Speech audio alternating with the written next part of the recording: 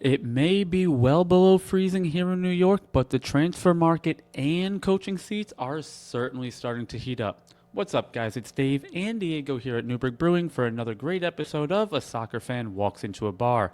We'll cover a bit of it all this week on the show, so don't you move.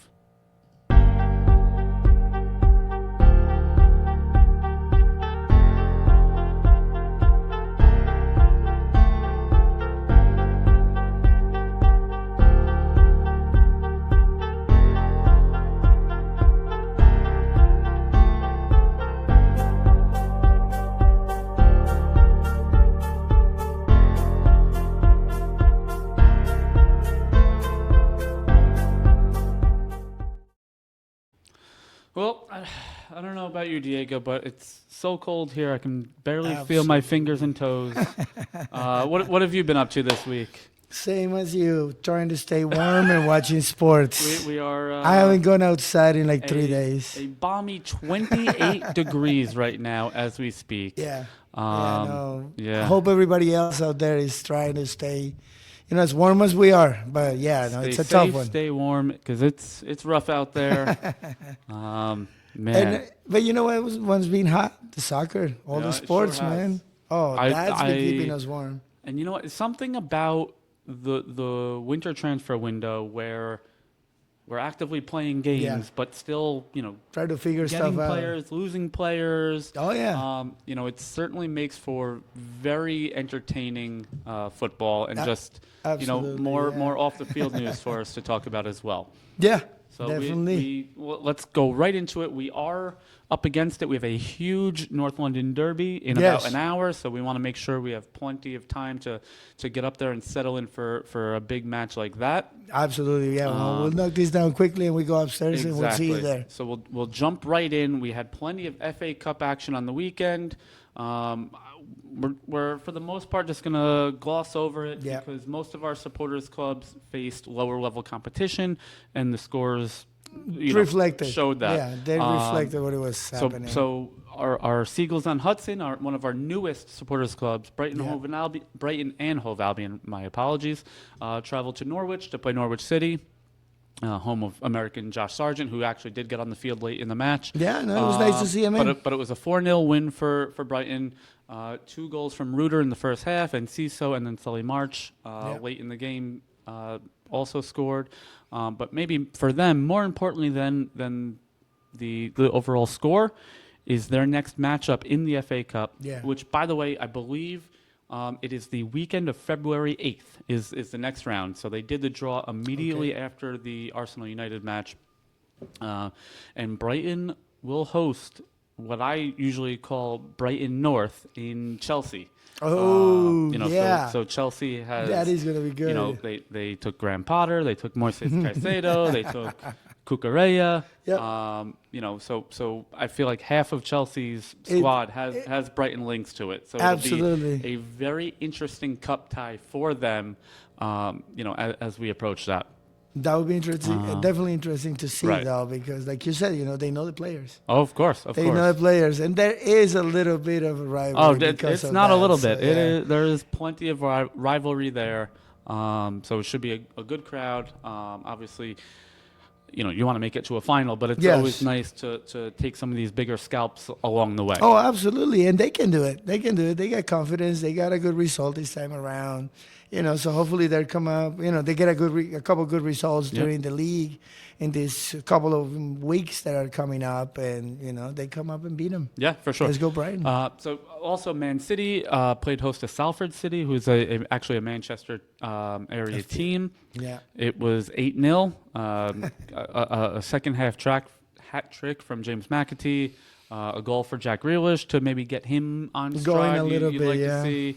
A couple goals from Jeremy Doku. But again, 8-0. Practice match. The only thing you could say is, all right, maybe this is just a continuing trend for City now. Get some goals, get some confidence.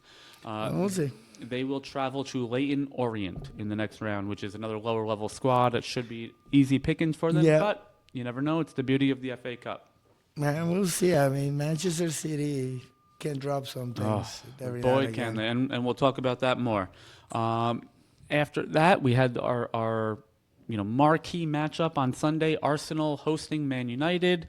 Yeah, that was an A okay match. beautiful 52nd minute goal, one-touch finish from Bruno Fernandes. And then a second red card for Diogo Dallo. And then I believe 2 minutes later, Gabriel drew things level in the 63rd. Yeah. Went through extra time, went to penalties, and Manchester United took the result. Yep. And they will now host Leicester City. So another Premier League squad. One who's battling, the relegation Absolutely. fight. So, but I think, we've been pretty pro Ruben Amorim most of his career so far with United. Absolutely.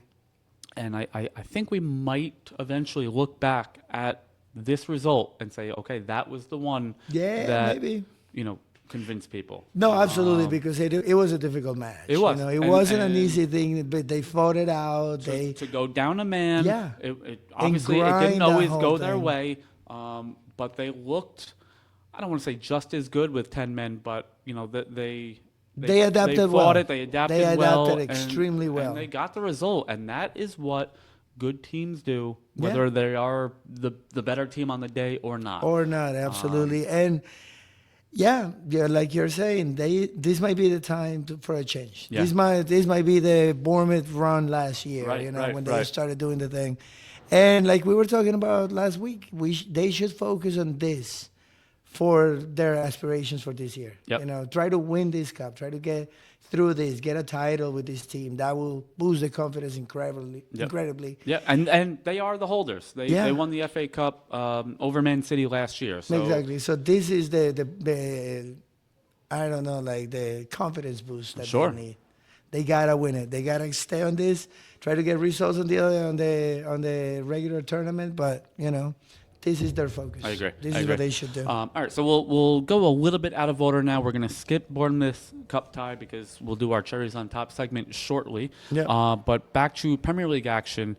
Man City, on the confidence of scoring 8 against Salford, went to London to play Brentford. Yep. They went up 2-0. And then just dropped it. And they blew it. Yep. So a 2-2 draw for Man City. There's kind of two schools of thought on it. Obviously, you don't want to blow that lead. No. It harkens back to some of their shortcomings they've had earlier in the year. That being said, it's still a point. It's still the unbeaten run is moving forward. And I think if you're a Man City fan or a player, you have to just take this. Okay, we got the point. Let's keep churning it out. I guess, but now that, like you said, after the routing that they put, you know what I mean? So what is it going to be now? Now they're going to play another lesser team next week. They're going to beat them down, and they're going to barely tie this game over here on the Premier League. So that's kind of like what it is. They should have won against, what was it? Brentford. Sorry. Man City, they should have definitely won that game. They travel to Ipswich next on Sunday.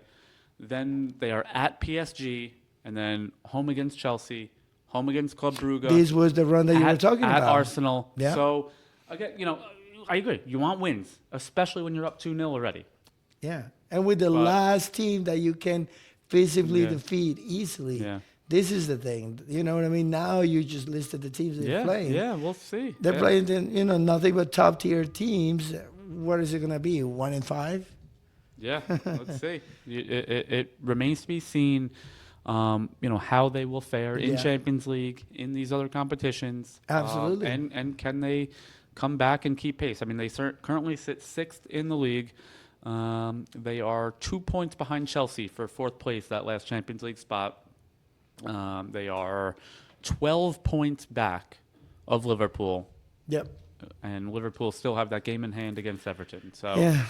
So, I mean, they're not doing that horrible. They have won some games, but they barely won them, and then there's too many ties. Yeah. You got that loss. Previous 5 games before this ones, it was just as bad, more losses than wins. So, I don't know. I don't see anything happening for Manchester City for the foreseeable future. It's going to be tough. But you know who does benefit that? AFC Bournemouth. Which, Amen speaking to of which, here we that. are. Cherries on top. So Bournemouth hosted West Bromwich Albion in the FA Cup on, I can't even remember what day that was now. Is that Sunday? That was Sunday. Sunday. No, Saturday. It was Saturday. With these multiple match weeks and Super Cups in Saudi Arabia, everything is all the like days throwing blend me into all over one. the place. So West Brom actually scored an early goal to go up 1-0. Caleb Taylor in the 14th minute. And, we talked about it last week. No Evan Nielsen, no Enes Unal. The injury list continues and continues. And Bournemouth pulled it out 5-1. Goals. Justin Kluivert scored. Dango had 2. Yeah. Semenyo scored, and Daniel Jebison, who's just recalled from Watford on loan, 92nd minute to get his account open. Yeah. And again, it was another one of those practice games. Yeah. The team was in a lower category, but the people stepped up. They gave some confidence. They gave some minutes together. Through, in terms of healthy bodies up top, this is something I think they needed to be able to, even though it's against a championship team, to score 5 is that confidence boost. Is that okay? You know what? We can still do this. Absolutely. With our depleted roster, and Bournemouth will now travel to Everton in their next round in the 4th round of the FA Cup. All right, that's gonna be a good match for them. I think a good so. test. I mean, it's. I think that's one of the more even matches of the. For those of you that do recall, the last time Bournemouth traveled to Everton were up 2 goals in the 86th minute, and they have that great. And comeback. Bournemouth came back to win 3-2. So you have the second something is going to go wrong in that game in favor of Bournemouth. Yes, I think Everton is. Oh shit! Here we go again. Yeah, so, absolutely. So you got that. Yeah, you got that little premise going on for Bournemouth. And then on the heels of the 5-goal victory, Bournemouth then yesterday traveled to Chelsea. Oh yeah. Another, again, I had very little into this game. I thought, again, we're low on bodies. Yep. Where do the goals come from? It didn't look too good, but they play well. Cole Palmer scored in the 13th minute, and I thought that was going to be the opening of the floodgates. I thought it was going to be a 3 or 4 goal match. Yeah. Justin Kluivert scored on a penalty in the 50th, and then Antoine Semenyo ripped the roof of the net. 68th minute goal, up 2-1 And things look at great, Chelsea. dude. Things look I so thought good. we had it. Yeah. And then a I was on the edge of my seat. late free kick, 95th minute from Reece James to draw things level, Yep. and they shared the spoils. If you had told me before the match started, It was going to be a like 2-2 this now. draw, I would take it 8 days a week. And take off with it. That being said, to have conceded late like that. But those are the type It of was plays tough. that you can blame anybody. Yes, the foul course, happened, of you course. know what I mean? This is a thing. But soccer is soccer, stoppage time or last minute goals, especially out of a foul. It wasn't a lack of concentration. It wasn't like there was a cross and somebody else had it. We missed the mark. The guy hit a beautiful kick. Yep. That's it. That's the bottom line in that one. And the result was good. And for those of you also, just a quick reminder, Mark Travers played in goal that game. Kepa, as Kepa is a loanee from Chelsea, he's ineligible to play against Chelsea. So move down to our backup goalkeeper, our, let's call it our 3rd best number 9 up top. Tyler Adams played the full 90. Yeah, no, so he did well. It's good to see there. So a mixed bag of sorts. But again, to keep stowing away those points and maybe the quest to Europe is still We're in intact. 7th, and we have been in that position for a couple of weeks now. So this is the new Bournemouth. 7th place, 1 point behind Newcastle and Man City, who are 5th and 6th, and 3 points back from Chelsea in 4th place. Yeah. So the potential is there. It's right there. But now that we look at the positions, Newcastle and Forest, we have to talk about them a little bit at least. They are incredible. So Nottingham Forest was a late 1-1 draw with Liverpool at the City Ground at Forest's home stadium. Absolutely. Forest famously are the only Premier League loss for Liverpool so far this year. So and just like Leicester in, what was that, 2015, I think? Yes. Just like they're Leicester, rocking. every week that you think, okay, This is it. This no, is it. They can't keep they this keep up, going. and they keep going. Incredible. I can't believe this. They've only scored 30 goals in 21 games, and they are in second place in the Yes, league. sir. And they're It- chasing, and they're chasing It right now. is absolutely incredible. 6 points, yeah, and so- 3 so- of those were from they have a good chance this year. Yeah, It's gonna be great. And now Newcastle, you have coming up and from behind 5 wins. Yep. Five Yep, straight they've won 5 wins. straight. So it really has. I'm loving the table this Yes, year. it is so it's incredible. all over the place. You got Villa and Fulham, Brentford and Brighton, all mid-table, kind of fighting back and forth. Yes. You got West Ham, Tottenham, and Man United, all in the bottom half, along with Everton. Yes, sir. So to see the table turned upside down like this, It's incredible. again, And it's gonna make a hell of a good for second us round. as Bournemouth followers, because we are reaping the benefits of Yeah. it. But just as a neutral fan, Yes, this is exactly. incredible. That's what you I was know? gonna say. As a person that just likes to watch good soccer, teams fighting for meaningful things, this is what Yeah, you need to I start agree. watching. I agree. This is the this Premier where it's is at. the This example is right now. Peak football. Absolutely. Unpredictable. Yeah. And I've never been a big Premier League guy. I'm not a huge fan generally of the style. Yeah. Although now with the influence of Italian managers and Spanish managers and It's this and changed that, a lot. It is certainly changing a little bit.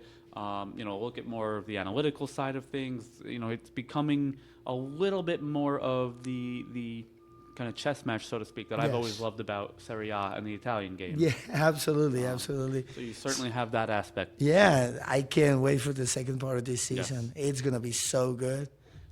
Let's go. Well, speaking of second parts, let's take a quick break and we'll be back for the second part of our show. Cheers.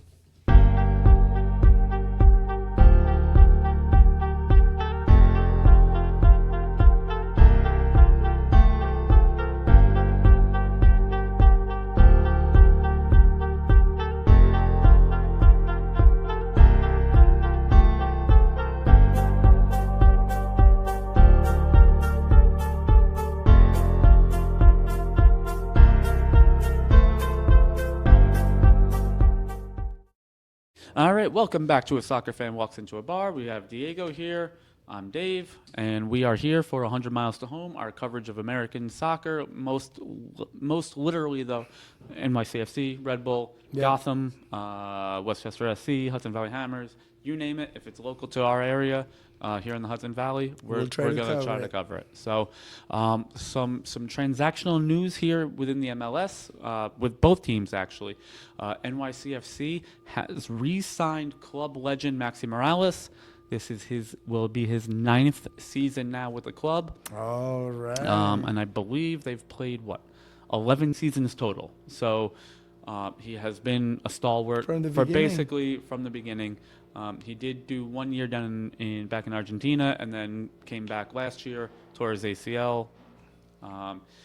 The 37-year-old has 27 goals and 74 assists in his 183 matches here for NYCFC.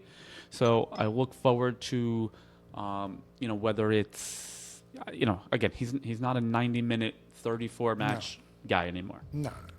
But his leadership on the field and off, and what he can contribute on the field in small windows Absolutely. is still nothing to be And snuffed another at. thing that a veteran that has been from the beginning in the team can Right. contribute to is that Yeah. same thing. The example, the Especially, experience, they the are. ethics. Last year, they were the youngest club Yeah. in the league, And you So- need somebody with so experience to have that round them. experience will go a Oh, yeah, no, hell that's of a key. long way for them. And in American sports, that's the thing. And I always appreciate that. They always have the one player that they keep just because of that, just because Right. he's a veteran and he can coach other people up or, wrangle them down, whichever one needs to be done. And good for him. I appreciate it. And like you said, For sure. hopefully he's going to contribute a lot next year. for I this think he team. will. Again, even if he doesn't set foot on the field for a match, the experience that he has will go a long way for this young NYCFC squad. 100%. So now across the river, Tom Bogert has just reported earlier today that John Tolkien is finalizing a deal to go to Holstein Kiel in the Bundesliga. Oh, wow. So Good. the 22-year-old has made 135 appearances for Red Bull.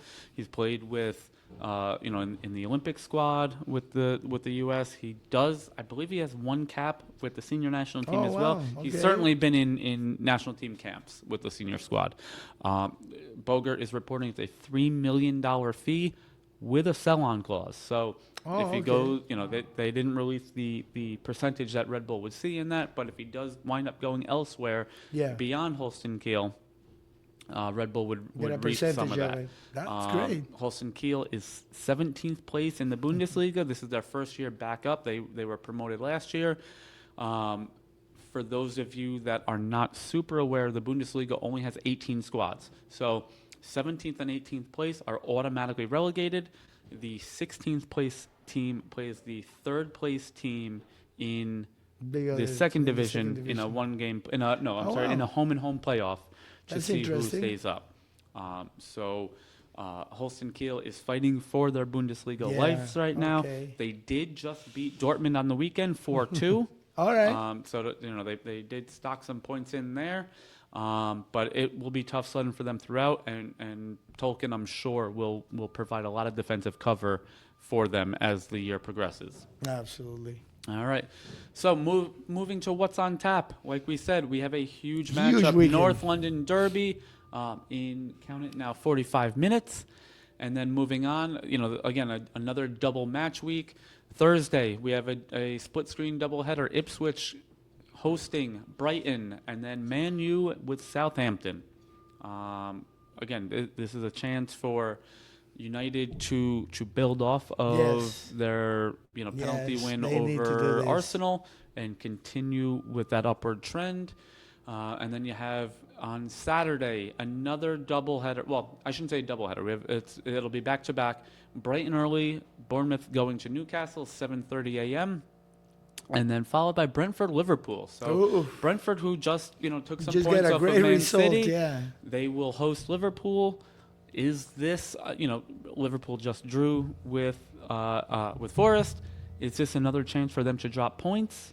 I mean, it's a possibility, though. To be 100% honest Yeah. with you, there is a possibility on this one. The results, I was just looking, the last 7 or 8 games haven't been too steady for Liverpool. No, They have been winning, and when they win big. But there's a lot of ties Right. in there. There's a lot of 2 points being dropped here and there, and that's going to be dangerous for them. So yeah, I can see it. I can see them playing a good match and against that Liverpool. could really break things wide open. Oh yeah, So, like we said, Liverpool has a 6-point lead on Forest with that game in hand.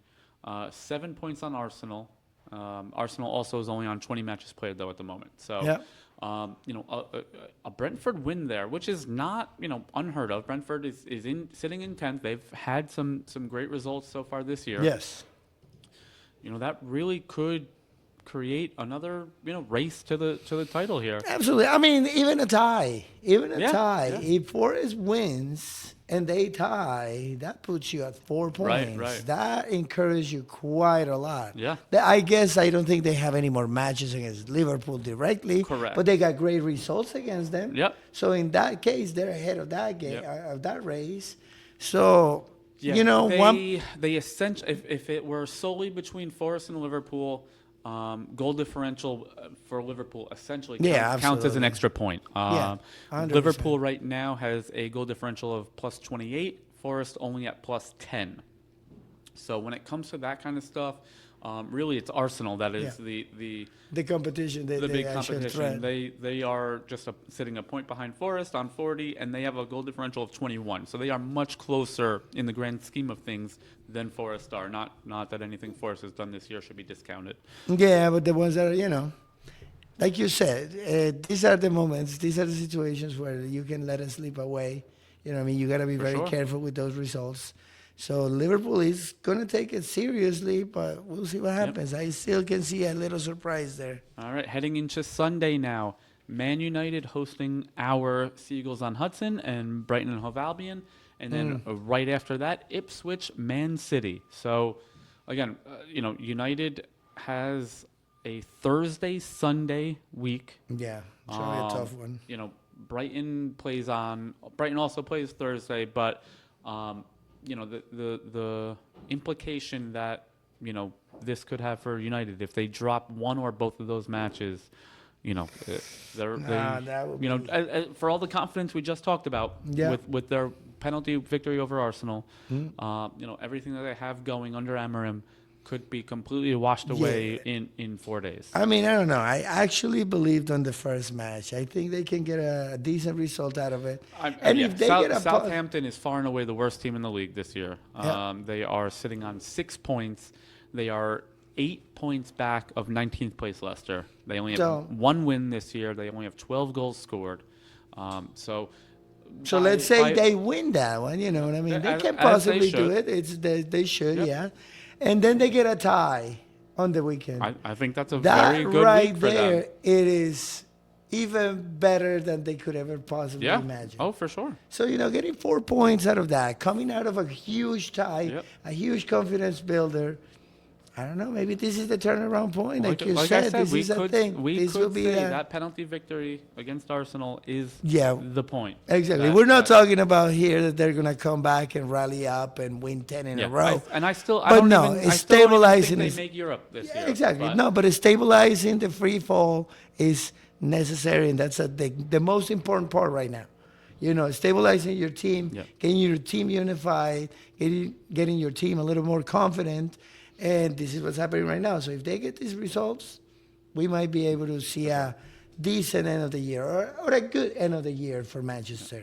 Top 10, maybe. That would be a great result for the end of this year. I think top 10 is a realistic spot for them to be in, when all things are said and done come May. And if they can combine that with a cup run, that would be sweet. Then overall they'll be ready for next year. Compared to what people were saying the in the Ten Hag fire era, that it was. You have to look at it as a very positive year. Oh, 100%. 100%. So that'll do it for our week of watch parties. Yes, sir. Obviously, there's plenty of other good matches as well, including La Liga, Serie A, Bundesliga.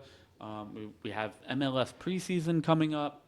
And if there's any of those games that you guys want to watch, by all means, reach out to us.